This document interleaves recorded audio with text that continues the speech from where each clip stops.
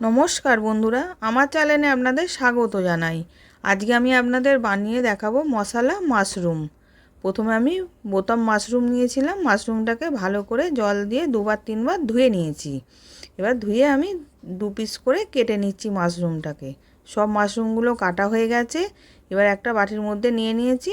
Butter দিলাম, 2 চামচ butter দিলাম, হলুদ গুঁড়ো, কাশ্মীরি লঙ্কা গুঁড়ো, স্বাদ মতো নুন, গরম মশলা গুঁড়ো দিয়ে ভালো করে মাখিয়ে রেখে দেব।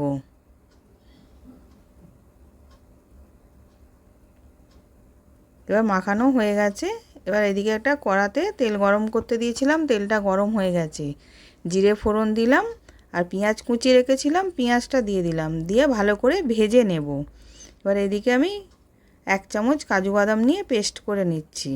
পেস্ট করে এবার রেখে দিলাম। এবার পেঁয়াজটা ভাজা হয়ে গেছে। ওর মধ্যে আদা পেস্ট, রসুন পেস্ট, কাঁচা লঙ্কা পেস্ট, হলুদ গুঁড়ো, কাশ্মীরি লঙ্কা গুঁড়ো দিয়ে ভালো করে কষিয়ে নেব, যাতে কাঁচা গন্ধটা চলে যায়।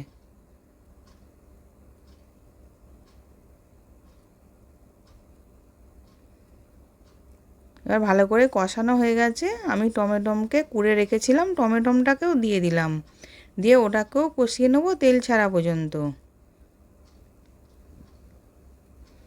এবার টমেটোটা কষানো হয়ে গেছে। এবার ওর মধ্যে ধনে গুঁড়ো আর গোলমরিচ গুঁড়ো দিলাম, দিয়ে ওটাকেও ভালো করে মিশিয়ে নিচ্ছি।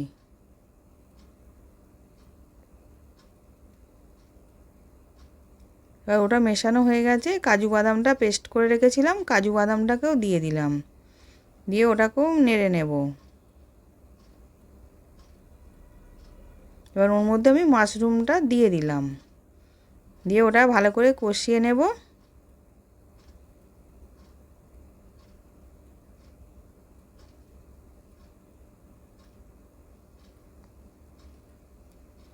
এবার কষানো হয়ে গেছে। সামান্য একটুখানি নুন দিলাম, আগে নুন দিয়ে রেখেছিলাম, ওই জন্য এখন একটুখানি অল্প নুন দিলাম,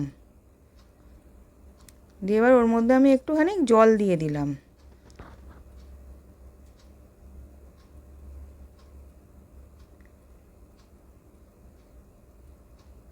এবার হয়ে গেছে, সেদ্ধও হয়ে গেছে। এবার ওপর দিয়ে আমি কেশরি মেথি দিলাম, ধনেপাতা কুচি দিলাম, দিয়ে এবার ভালো করে মিশিয়ে নাবিয়ে নেব।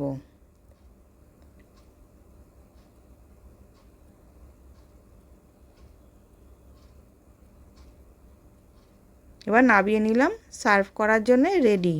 আশা করছি ভিডিওটা ভালো লেগেছে। আমি হাজির হব আর এক নতুন রেসিপির সাথে।